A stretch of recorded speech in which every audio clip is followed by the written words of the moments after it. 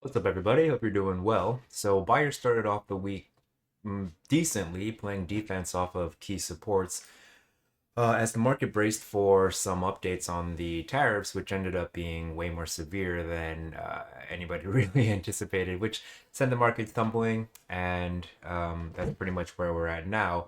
QQQ in bear market territory with 20% off of the high. So, will sellers let up, or are they positioned well to keep on smashing? My name is Lamont, and I've been a full-time trader for 8 years now, part of the Chart Guys team for more than half of that, where I head up our futures room in the swing report. In this video, we'll go over the state of the market, answer those questions, and more. So let's get into it. Excuse me. Okay. So starting off with SPY, like we were saying, the buyers did start off the week with this critical defense, right? They wanted to prevent follow through beyond this gateway structure, which was the gateway into all of the demand under the July 2024 high. And if you'll recall, last week we were talking about the week close on the week, likely setting up for a gap down. And what we wanted to see, or what the buyers wanted to see, if we were going to see that gap down, was to find acceptance back over the July 2024 high, right? The best case scenario, of course, would have been to get over 571.35, but really what we cared about was the July 2024 high first.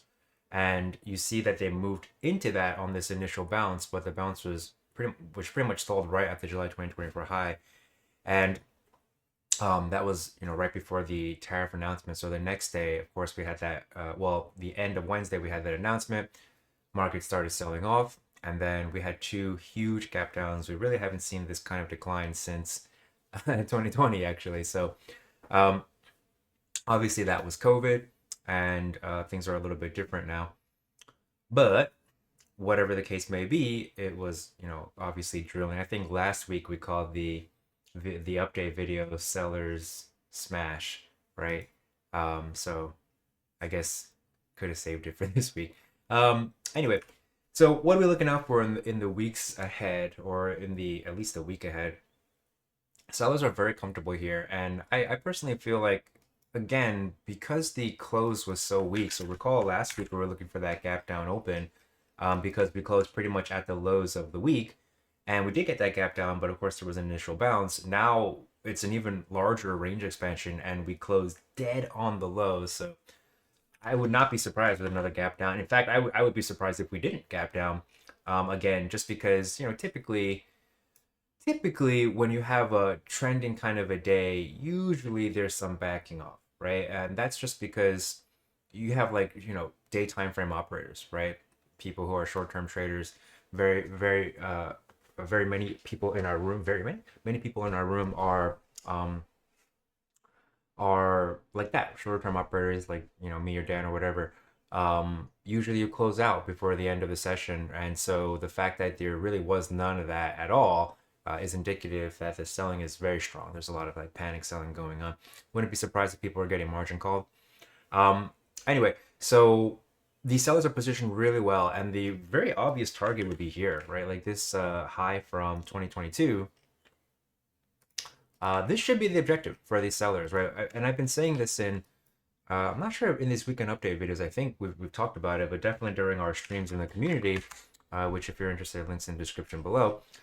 That I would not be surprised if we're looking at something like this, right? If we are looking to come back and back test a major breakout point, because we've already had, like a year or so of range expansion, and typically after you get like a lot of range expansion, like here or here, afterwards you get some balance. That's just how it works. That's how it works on every single time frame, right? The market establishes value in one area, and then it either advances or declines, and then in the future it will look to affirm that prior area of value, right?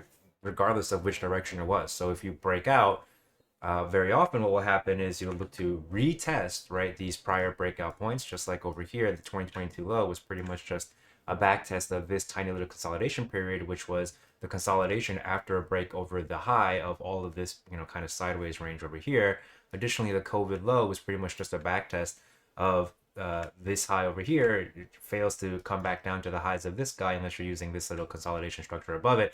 This little consolidation structure above all of this balance is very similar to this consolidation structure above all of this balance, and you pretty much stop over here, right? Just like over here, where do you stop? Over here, right? So this time around, there's not really a very clear consolidation structure, I would say, above this guy on the monthly time frame, but on the weekly time frame, I guess you would say it was this guy. So we're already there. I would not be surprised if these sellers are trying to move all the way back down to this high, though. Again, that's just the 2021, 2022, 2022 high. Would not be surprised by that because, again, this is just like a lot of monthly sideways. And that just happens very regularly. You know, even this, what was this, like 10 years or so of trading sideways, you do get this kind of back test over here. Right, so here's this sideways trade. It's actually higher over here. And you do get this little breakout back test of it. The idea is simply that, you know, when you have these very, very lengthy periods, and we can check the SPX as well, when you have these very lengthy periods of sideways trade and then you finally break out, you know, a back test is very likely. Sometimes it takes a long time for it to arrive. I think Tesla was kind of like that, where it took a really, really long time for, it's just Elliott wave stuff, for an eventual back test like here. So these are the monthly chart. So Tesla broke out of this base and then it had months of trading, breaking out and then trading sideways, pretty much a year until it finally backtests these highs here. Happens all the time. So I would not be surprised if that's what we're looking at for SPY right now. So I think this is probably a buy here, right? At least for me, I'm being far more aggressive with my DCA as long as we're weekly and daily oversold. Now, that being said, I have about a year of runway and I expect to make more income during that year of runway, so it can always be extended. And I think this is a very reasonable time to be looking to deploy any kind of capital that's been sitting in your accounts if you didn't really want to be a buyer on this rip up. So yeah, I've already started with CSPs. I sold some NVDA CSPs. I sold some TQQ CSPs just to get, you know, dip my feet, but dip my toes. But I'll talk about that, I guess, later in the end. Let's just finish with all this technical stuff here. Okay, so what are we looking out for in the next week or so? I think we're probably looking at a gap down. A gap down open should have these sellers trying to get back down to the lows of this structure over here at 493.86. That's that very obvious support. It was a major support, just like this was a major support that led to all of this ripping. This is a major support as well that led to higher highs. So I'm thinking, you know, especially because, you know, we have this structure marked up. We were watching this guy for a while now because this is the next area where there was any amount of significant weekly balance. And it opened up pretty much right at the value area high. Remember, I was saying, okay, we want to know what happens in this low volume area. And what happened was we got through it and then traded through all of this big chunk of volume. It's very, very notable, obviously, very incredibly elevated volume. That's probably people getting liquidated as well. So I would not be surprised if we gap down. I would be kind of surprised if we were to gap down and then, you know, crush this level. It could definitely happen. There's a lot of fear out there right now, but I would be very surprised if there's not at least some kind of battle here. I would be shocked if we don't at least try to, if we do come down to test 479.98, I would be shocked if we didn't have some kind of balance here. So that's what I'm looking at anyway for the short-term outlook. Yeah, and so any bounce, not really terribly meaningful unless first you gotta fill these gaps first, and really the last area of significant local supply is all the way over here now. So if you don't get back over, let's see here, 546.87 on any bounce, there's really no change on the daily time frame. So these sellers are looking totally fine right here. Tons of space for a daily lower high. Anything under 567.42 will be good for one. And again, that daily no change level was 546.87. Okay, so you got the downside references, got the upside references. We have a trade zone, right? So dipped into our trade zone and obviously surpassed our target. I sent out a tweet on Thursday, you know, letting folks know, hey, listen, if you use this trade zone, it came into the trade zone, it's gapping up beyond the target, it's reasonable to book some partials and throw a stop over this high. I still stand by that statement. We obviously couldn't have known how severe the selling was going to be. I still, you know, part of me still thinks that there is the potential, like if you listen to what the, you know, what our Treasury Secretary is saying, it seems like they want to use tariffs for leverage, for like, you know, to renegotiate trade. Get the sense that they, well, whatever, I don't want to speculate. But anyway, so there is the potential, you know, that these tariffs get reversed. I think Vietnam is already talking about how they would like to get those tariffs down to zero or whatever. So potentially just a bargaining tool, which again, I don't want to get too much into speculation, but like if I were a wealthy man, you know, like a billionaire or whatever, and I had billionaire friends, I I would kind of see this as a bit of a win-win here, right? And I wanted to use tariffs as like leverage against other countries. If I were to announce these really large tariffs and cause a bit of a spiral in the market, allowing some uh, buying at cheaper prices, and then if I were to unwind or reverse those tariffs, fear would probably alleviate. Like I don't know. The potential of that is certainly there, but we can keep it super technical and make our decisions based off of that. Like obviously we didn't know anything about what was going to happen this week, but the trade zone worked out fine. So either way, like for me, it's just a matter of for trades extension into location, right? So we're about to get really extended into this key location. So I think again very reasonable to be looking at buys at like around 480 or so. Okay, moving on to the Qs here. So the Q, I think Qs missed our trade zone, right? Oh, just missed it by a smidge there. What can you do? Um, Either way, same dealio for the Qs, right? And remember, we were watching the 2021 high. It's pretty much the same high that we're talking about, 480-ish on SPY, 4800-ish on SPX. 4871 is that key level on QQQ. And again, we have weekly oversold conditions. I do not recall the last, I think it was COVID, the last time we had weekly oversold. No, it was 2022 was the last time we had weekly oversold conditions. And then before that was COVID. So we're there now, weekly oversold, close to the lows. Would not be surprised with a gap down. If we do happen to gap down and sellers continue to press the advance next week, it's all about that 2021 high. I'm watching the structure as well from 2023, which was, if you will recall, I think I was already doing the weekly videos by then. I'm not sure. I think so. You recall, I might just be thinking about our streams in the community. But there's this little consolidation period that was right around the 2021 high. And that's what I've got marked up over here. So the high of that guy is over here at 412.92. And so if we continue to move lower, I'm thinking 412.92 and then 408.71. It's both the 2021 high and the point of control of this key structure. Those are our key downside references. Now, for the daily no change level, it's very similar to the SPY, right? If these buyers can't even get back over here, at 457.33, well then obviously they don't negate the change of this newest breakdown. So again, sellers are very comfortable here. That being said, aggressive buyers are probably getting interested as we approach these 2021 highs, especially if you're thinking like very long term. Could it get worse?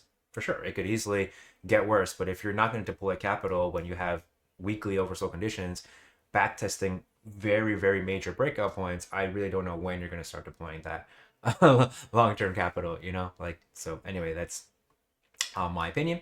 Lots of space for daily lower highs. Anything under 479.56 will be good for one, and that's pretty much it for the Qs. Moving on to the rut. Missed. We missed it. We missed it. We were looking for it higher for whatever reason. We're looking for it higher. Okay, no problem. So for the rut though, I don't know why I had it so high considering I was focused on the RTY for the sell. I think just a bit of a brain fart. Anyway, so I was looking for sells. Recall last week I was saying, hey, listen, I think sells are reasonable, trying to get to here, right? Trying to get to, oops, no, well, yeah, same targeting. Trying to get to here, right? Because if we're going to be under this 2021 structure, that's from this guy over here, right? If we're going to be under here, then we should expect price action like this. This guy is what contain these lows. So, and again, that happens over here as well, right? This entire structure over here dictated by this structure and this structure.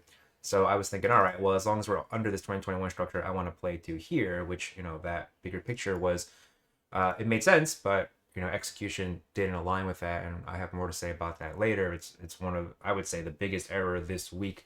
Obviously hindsight is 2020, but I still think it was an error because it's something that I have done in the past. I just didn't do this time. Anyway, this is very notable to me. So first things first, you call it exactly for what it is. Super, super weak. Daily no change level is, of course, over here. If these buyers can't get back over 195.49, they don't negate the change of this most recent breakdown. You'll notice that they failed to backtest it, whereas the SPY was a little pop and drop, the QQQ was a little pop and drop, so the RTY was showing you some relative weakness there. But now it's kind of showing you a little bit of relative strength, which I find very interesting.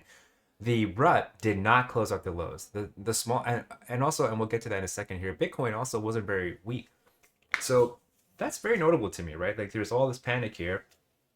Everybody is selling, and yet for whatever reason, the small caps, which are a more risk on index, of course, right? Because they carry more debt and whatnot. They have less. Typically, they have less cash flow, if any, of these small caps. So that's very notable, right? To bounce off the lows compared to the SPY and the QQQ, which closed pretty much smack dab at the lows. So is that an early indication that risk is coming back, risk appetite is coming back on? I think that potential is there, right? But obviously we have to continue to monitor the situation. And now for downside references, now that we are firmly back into this big guy over here, this was a pop and drop. This was a break with like no follow through. And then what should we expect when you see a break with no follow through? You should expect the lows of the range to be tested, which the lows of this range was already tested after that pop and drop. And now if you consider all of this one large range, these sellers should be trying to come here, right? Like that's these lows over here throughout all this balance from 2022 to 2024 was just a back test of this structure over here, which was the old all-time high structure. So again, the market is always just trying to either affirm or negate what's already happened. And so this has already happened in the past. And so what the buyers want to get done now is see, okay, can we continue to affirm? Like obviously we could not affirm new all-time highs, but can we now look to affirm this breakout by holding over this structure, or rather this breakout by holding over this structure as we did throughout all of this price action here. Okay. So that's pretty much it. Again, lots of space for daily lower highs. I think if we move lower, it should be trying to get down here, 167.81. It's reasonable to be looking for more sells, like off of this guy now, right? If you come into this guy, no follow through, okay, then that's essentially, lack of acceptance in here. I can probably do it like this. Okay, if we pop and drop out of this guy, then it should be more lows. And they should be trying to get here. Okay, so essentially back testing this supply. We can do that for everybody, really. I just figured, this one already activated, so you're probably just in a runner. If regarding managing this runner in SPY, all you want to do is just wait for some daily balance, and then if you break it down again, okay, then you can walk your stop down. Don't walk your stop down too early. Alternatively, I wouldn't fault you if you wanted to exit more partials if we happen to come back to 480, but you can always email me if you have questions about managing any kind of trade ideas that you've done based on what I did. If you're a subscriber, I'll get back to you as soon as possible, of course. And if not, I'm still going to get back to you as soon as possible, but it might take me a little bit longer because I don't really, very often the emails go to support and then they get pushed to me. So, so that's pretty much it for IWM, and that's really it. All right, moving on to the Dow here. Moving on to the Dow. So for the Dow, also came into our trade zone, obviously got beyond our target here, and the sellers now are well within this big chunk of volume here. Again, very notable. Now, I don't often trade the Dow, but like a situation like this is pretty great for a day time frame setup. Seeing things like this makes me regret not paying more attention to the Dow, but even these were actually pretty reasonable setups, and I did hit sells, but I hit it Thursday. I hit this sell for the rut, and then I was trying to be a seller here too. Anyway, what are we talking about here? Okay, so for the Dow, when to open right at that key structure's point of control and then pop and drop, that was a very, very reasonable sell with very little risk on that. So unfortunately, I just wasn't paying attention to it. Is what it is. I don't even trade YM really. Which is the futures contract for the Dow. Anyway, lots of space for a daily lower high. Anything under 423.65 is going to be good for one. Same dealio with the SPY sell. If you initiate it in the shared trade zone, then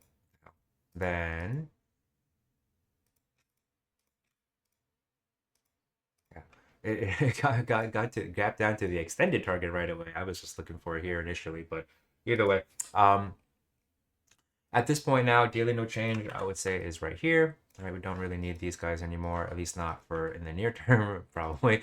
So here's the daily no change level. 411.44, no change on the daily time frame without acceptance back above. And again, we're very much in this big old block of volume now, so I would not be surprised to rotate to the other side of it. If we were to bounce, but you don't fill the gap and then fall back down under 395.27, it's right back to eyeing the other side of this pretty much weekly sideways trade here. And I guess we should mark up this 2022 high as well, just to match everybody else. And that's back at 369.50. It actually never saw the backtest, so this structure is pretty much the equivalent of this guy on the Qs. Is pretty much the equivalent of this guy on the Qs. Okay. Yeah, pretty much the same idea here. Alrighty, so for downside references, not sure where the volume profile is for this guy. Hang on. Oops. That's one of the larger discrepancies based off of one candle that I've seen. Okay, so you can see value area high holds over here, affirming this structure as demand. And now we are looking for another test of this. So if you were to bounce back up over here on the Dow, something like this, you know, even if you were to fill the gap, if you can't find acceptance above it, I think that would still be fine. To be looking for an additional sell. And for managing your remaining position, it's the same idea. You just want to see some balance and breakdown before walking your stop down. That's actually pretty decent R, so we can probably extend it to something like this, even including this point of control. Okay, that's still 3R just to play down to here. So that's pretty much it for the Dow. Everybody is like kind of pretty similar, right? Bigger picture for the indices at least. Okay, so for the dollar, obviously didn't come into our trade zone. I stand by it, even if we rally up here, like it's still a very reasonable place to be looking for trade, just looking for further balance between these two structures, this guy and this guy, which is obviously containing all this balance since 2022.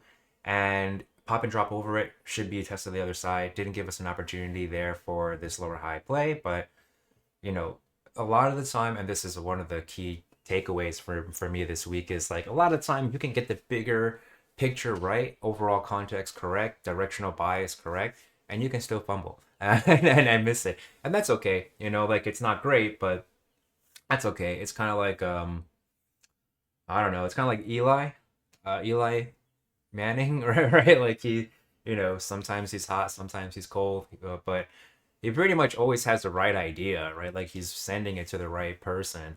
But how effectively he does that, he's no Peyton, right? Like that's, not to take anything. Obviously, he's a very talented individual, but that's the idea, right? Like you can get you can lay out the basically you can do everything right and still lose, right? It's kind of like in poker, right? You can hit rockets or whatever, board as a rainbow, and then maybe somebody hits one suit on the flop, right? And then sucks out on you, right? By the time the river comes around with a flush or something, right? Like they play like a, I don't know, like a suited Brunson, like a 210 suit, right? Suited 210, and you got these rockets, and they hit their suit on the flop, and you're just betting into them on the flop. You're betting up pre-flop, you bet into them on the flop, betting into them on the turn, and they don't have a pair. They just have, two like two spades or whatever with one spade on the flop, and they're like, oh, I don't know, I guess I'll call you down, right? And then another spade hits on the turn, and you bet into them again, and then they're like, oh, I don't know, I guess I'll call you down, and then another spade hits, and then you shove, and they snap call you, right, with the flush. That can happen, right? So, this, I think I stand by it. It just didn't shake out, and so we still should be looking for these sellers to make their way down here. And I think this is responsive trade, reasonable. You can recycle this zone that's already worked to get to the other side back in September of 2024. All right, so that's really it. No real change on the dollar. Okay, so NVDA is finally backtesting this guy again. So like I said, I started off nibbling. I just sold some CSPs for the 11th and the 18th. I think 11 or 18, or either the 18 or 25, I forget, but definitely the shorter term ones, just because the IP was so juiced up already that, I figure if we do bounce from here, I can probably close those short-term ones out and then just receive that credit. Worst case scenario, I'll roll it down and out. If we get a little bit more extended, I'm interested in just starting to pick up some shares again. I wasn't even really DCAing into NVDA because like I reduce it. I just for the DCAing stuff, I just constantly am increasing or reducing it based off of market conditions and what my objectives are, you know, how things are getting balanced or whatever. So for NVDA, I was trimming, and my average for NVDA is, you know, stupid low. So it's here. It's stupid low. So I didn't really want to be aggressive with any kind of ads. So now though I'm thinking about it again. It's 89, 88. 90, it's pretty much $90, right? Is that key point of control of this guy over here. I think I would be open to looking for pass back overplays. This is just a trade zone setup for a member. It's not. Oh no, actually, I think these were set up in these videos, right? I forget. Either way, I think this is a reasonable trade zone, but I'm not really interested in just buying this weakness, so I'm probably going to look for day time frame setups to play some bounces.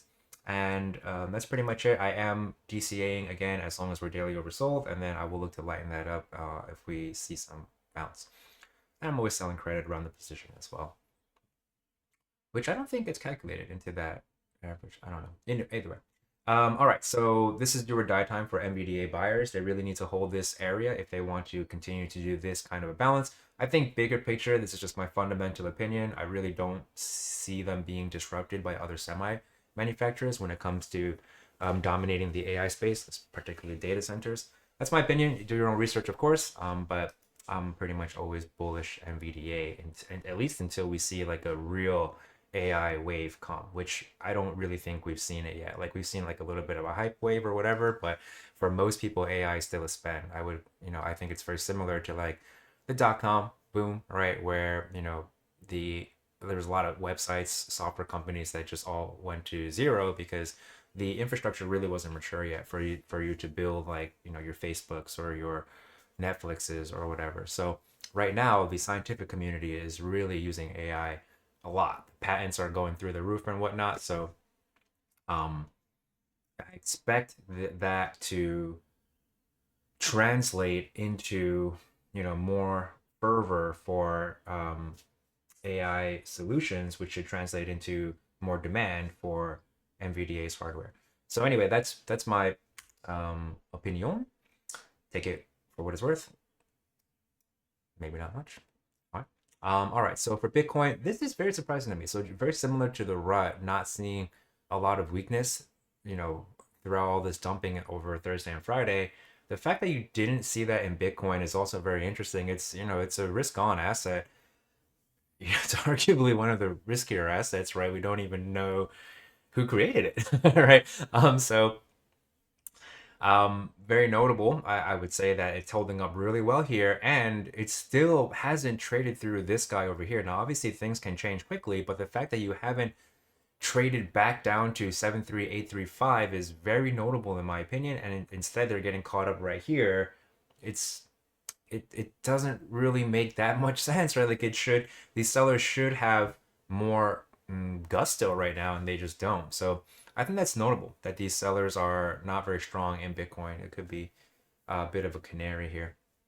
I continue to maintain these are all very reasonable trade zones, although of course this one's already activated, so ideally your stop loss is just walked above this guy, and ideally you've already taken some profits. Even if you haven't taken profits on this yet, you could do it right now and still bank like 10%. So I definitely suggest you do that, walk your stop over this fella, and then if this sideways range breaks down, okay, fine, then you can walk it down to this guy, but for now, I would just leave it as is.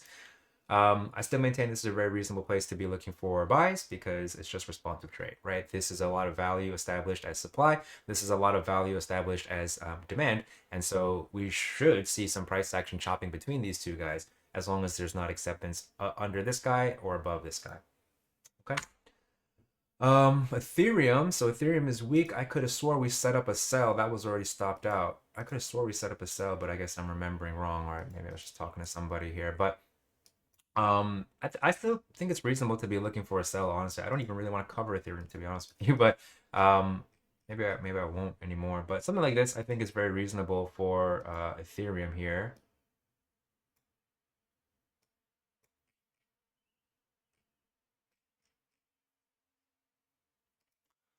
Yeah, I think this is pretty reasonable for Ethereum. Just looking to top fish against this gateway structure into all of this supply over here, And if we do happen to see lower lows, they should be trying to move down to the lows of all of this sideways range over here. You can see how this is pretty much the gateway into all of this. This guy is the gateway into all of this. So essentially top fishing plays against this guy looking to get back down to the lows of all of this makes sense in my opinion. All right, that's pretty much it for Ethereum. And then for uranium, all right, so traded through it, an initial bounce out, no follow through. This is a stop out now. If you were trading along with this was an attempted add at this guy over here. So hopefully you didn't make out too poorly, especially because I think we did suggest chopping it up and walking our stop to under this low. So is what it is. At this point now, it's reasonable to be looking for a sell, right? Because now, again, if we find acceptance under here, where should they be trying to get to? They should be trying to get to the lows over here, right? So now we can set this up like this. Lots of space for a daily lower high. Anything under this fellow over here, 23.31 would be good for one, but I'm just going to kind of use this whole structure as a bit of a reference and then just look for that like this. Okay, so something like this for URA. I know a bunch of you folks are uranium people. So I think it's reasonable to be looking for a sell like this. Okay, maybe not all the way down to those lows, something like that. All right, so for review, show and tell, whatever. I'm gonna try to be really quick because there was a lot of trades. Oh, that was the ES buy. I'm like so focused on the cells that I forgot about the ES buy. Okay, so to start off the week, because the overall market was held that key support hold over here that we were looking out for. Remember, we were looking for this guy to potentially hold, because this is what made for this major support, and this major support is what led to this most recent breakout. And so you did happen to hold pretty much right above the value area high of that key structure. So on Monday, I tried buys because I tried the depot pass looking for the open chop, and that was on the yeah, and that was on the ES here. Okay, so that was Monday. Okay, so here, and then I was looking for the chop at the open. The open was right here. Okay, so I look for this pass back over the depot, look for that open chop. I don't get it. I stop out of it. I missed the chop by 2 ticks. Missed the chop by 2 ticks over here, and then I tell myself, this is why I included it. I told myself that I forgot to pair the RTY sell again. So recall that like this is like it's something that plagues me, where I just kind of forget to do the pair trade. I get so focused on the trade that I've already done. I watch my work, and it's still something that I'm working through. One of the greater challenges, at least for me in my personal life as well, I would say, is just getting like too myopic, I guess, sometimes. All right, I lose the big picture sometimes. Anyway, so yeah, so just reminding myself, hey, I forgot about that. That should have been my focus as well, particularly because my portfolio is very long, of course, right? So like the longer term retirement IRAs or whatever, especially for considering the accounts that I allegedly manage, like for my wife, for my Korean mom. Anyway, so that's pretty much it. So I get stopped out on that first attempt, and then at 9:50 I make another pass. I make another attempt, uno mas. That's the deval pass, and I was looking for a chop under 48.5. That's at 9:50, so we're over here. This is the deval pass setup. I see this pass back over the deval, throw my stop under the local low, and then I was looking for 48.5 for the chop, which was just this prior low, I believe. Yeah, looking for just a test at this prior low. And so I get that chop, and then later at 6 o'clock or whatever, and this was kind of an error as well, but I don't think it's a big focal point, but it is kind of an error wherein sorry, I just this cat wall back here now, and now like I'm not sure what he's doing ever. What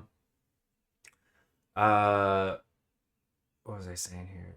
Sorry. Oh yeah, so I kind of traded my P&L, which was a bit of an error here because I just came back. Like I had to be out during the day to run some errands, and then I came back around 6 p.m. and the market absolutely ripped. And so I was looking at like 100+ points or something like that. Like yeah, it was fairly large. So I was like, I came home. I was kind of I guess tired, a little bit distracted or whatever, but I just saw what had happened in the ES and I just like, okay, that's good enough. I'll just close it out. And that's like kind of an error, right? Like I was trading my P&L as opposed to, how the technicals. Now, that worked out fine because, if I'm thinking about it, how I would have managed it anyway, I probably would have walked the stop up. I did walk the stop up to here in the middle of the day. And then even if we held up over here, by the time that this session closed, I probably walk it up to here, right? By the time that this session closed, and then I guess stop down in the overnight session. So, I did make out better, but I still consider that an error. I call it exactly for what it is. Just because you had, something green doesn't mean that it was the right thing to do. And in fact, you want to be mindful of that. Kind of like the poker analogy, right? Like if that guy who played 210 suited 210, he didn't do the right thing at any of those streets, right? He shouldn't have been there pre-flop. He shouldn't have been there at the flop or at the turn or the river. But he won, right? And so that you could very easily think, oh, okay, well, because I did this dunk play, I guess it's a good play, and I'll do it all the time now. And obviously, that's not good long term. So you want to be able to call things for what they are, even if it was a green trade that wasn't a good trade, still a bad trade. Oops. So that's pretty much it, and that's pretty much it. So the key points for the ES buy is primarily an error in trading the P&L, and two, that still worked out good, which is almost a bad thing because it can have the potential to condition you poorly. But also, I forgot to hit the RTY sell. That should have been my focal point, right? Because again, I was just I'm very long in general, right? Like just with the retirement accounts and stuff. So I needed some protection here, and I kind of forgot. And then so the next day, which is fine because it didn't really do much. But then was this Wednesday now? On Wednesday, yeah. So on Wednesday, so I don't want to go over all the plays because there were a lot, but I'll just really quickly, briefly describe it. So for RTY, on Wednesday, I was looking for that potential sell again because was that Wednesday? This day on Wednesday, yes. On Wednesday, I was looking for that sell again because what had happened was the prior day we had just pop and drop at the point of control. So I was looking for this to potentially be a daily lower high and for these sellers to press the issue here, which obviously they didn't. But I was still fine for the most part on the day. It was actually really cheap, and if I had gotten the last setup, which I couldn't due to a broker connection issue, whatever, that would have been a banger. That was actually this move. So I sold it right off of the open first, and I stopped out because obviously they didn't see follow through. That was a very cheap stop. And then I sold it again over here against the point of control. That was a chop and stop, so a little bit of profit on top, paid for the attempt. And then one more over here when you broke over the regular trading hours high over here later in the session. I did it again over here. It was a chop and stop.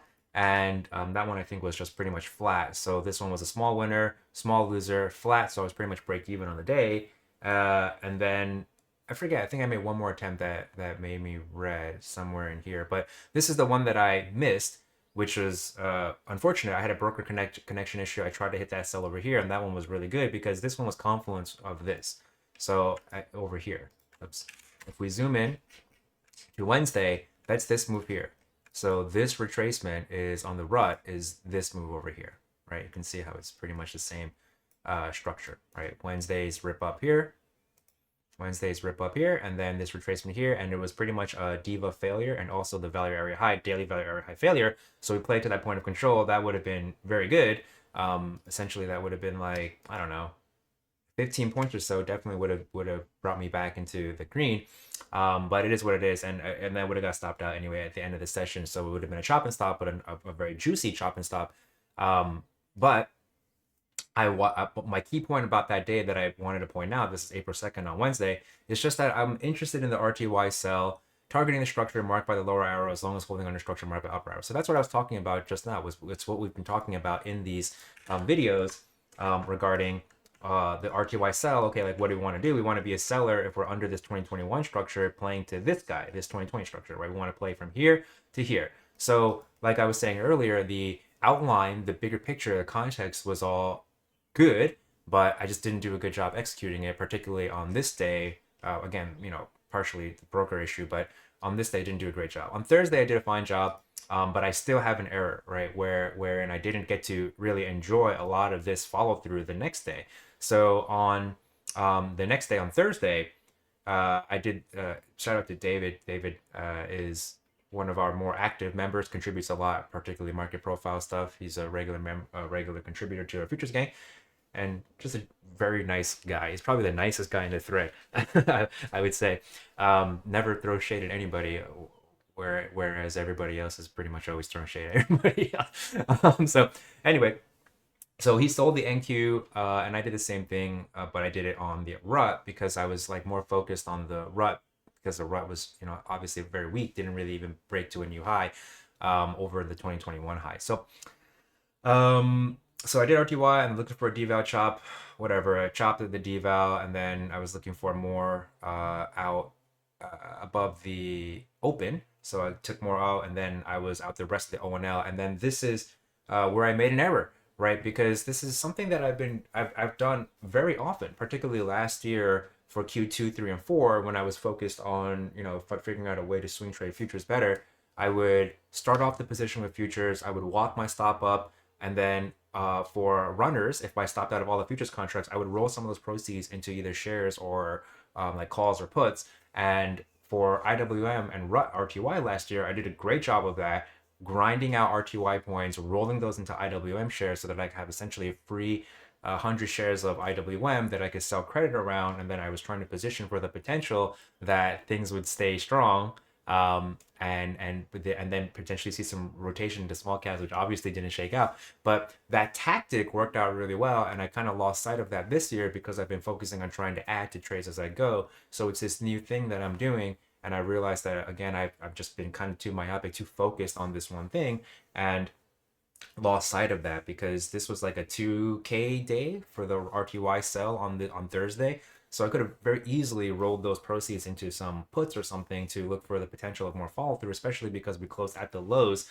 of the session. So for me, that's the biggest takeaway. I still don't consider myself a master by any means. It's only 8 years in the game. They say like 10,000 quality hours until you're a quote unquote master, but I would estimate many of my earlier hours were not quality hours. So I'm still here learning, just like all of y'all watching, and I don't think it'll ever stop. And that's really why I like trading, because you just have to constantly be learning, constantly be reflecting on your shortcomings, essentially, right, and be plucking away, working at them. So that's it. That's pretty much it. So appreciate you guys tuning in. Thanks for sharing some of your time and energy with me. If you are interested in trading alongside a group of full-time traders, check out the Chart Guys community. Links in the description below. If you're interested in the swing report, which is just 2 trade ideas sent to you every single week, live updates for any trades that I happen to take. Dan gives you an updates you on any swing trades that he's taking as well. And that's it. So again, I appreciate y'all tuning in. If you could hit us with a like or subscribe, we appreciate that very much. Costs you nothing, helps us out a lot. Hope you enjoy the rest of your weekend. Hope you enjoy the rest of your life. Farewell.